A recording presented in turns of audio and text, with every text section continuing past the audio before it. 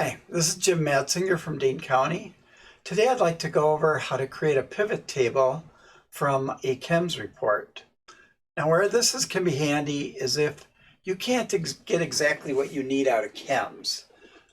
In this case, I'm going to run a SALT report and I want to sort it by warehouse and by job section and subtotal those so I can see how much salt was used for each section by warehouse. So we start by going over to CHEMS and we'll run this report. It's a period report for inventory.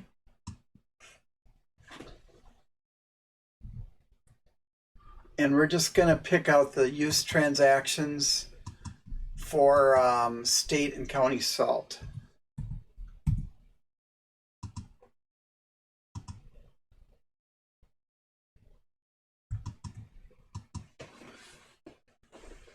And that'll generate a fairly lengthy report. So it's detailed. We have to do this detail because this doesn't work with a summary report. And you can see it's a 48-page report. So we got a lot of data there. So instead of manipulating it, we can use this pivot table.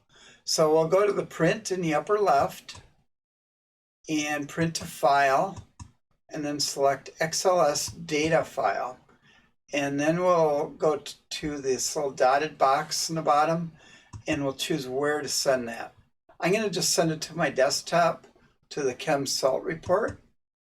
And if you don't have a report existing, you can just type a new name in there. And I'll just save that. And that'll take a moment to run. And then once that runs, I'm going to have to go in and open Excel. And then what we'll do is create the pivot table. So what I'd like to show is how much salt was used by warehouse, by job.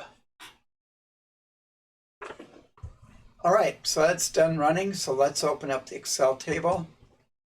Go to open, and it happens to be here. Otherwise, I'd go to my desktop and pull it up. Now you can see with an XLS table, there's no header.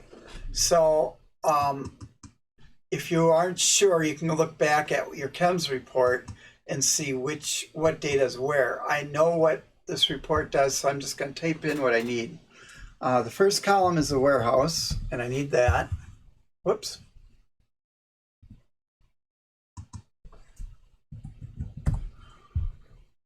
And then I need, I'm going to delete the columns I don't need, so I can get rid of these. I need the job. And I need the quantity.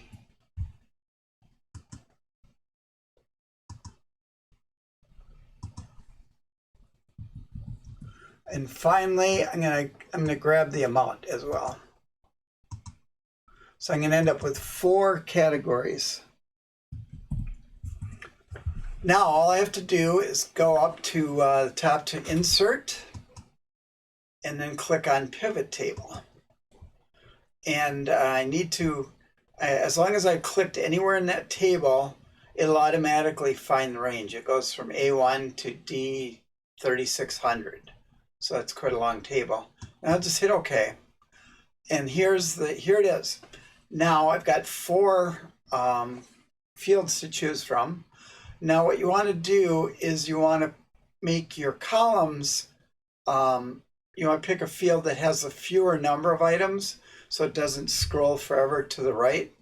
And then you want your row with the most items because then you can just have some more pages to make the report read better.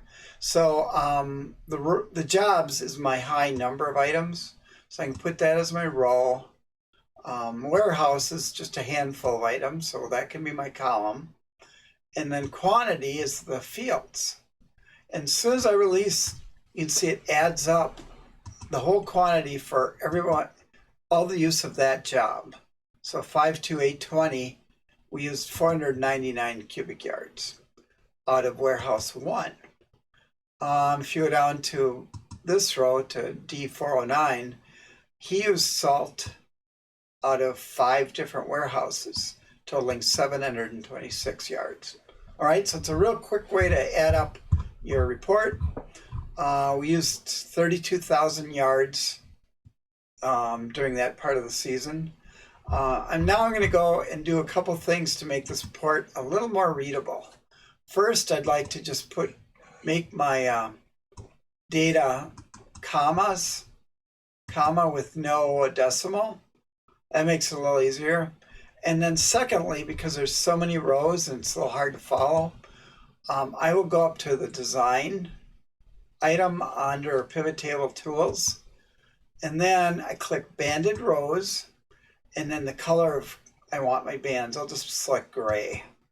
Now that just puts a color on every other row, so it's much easier to read. All right, and then I will center my headers to the right. And finally,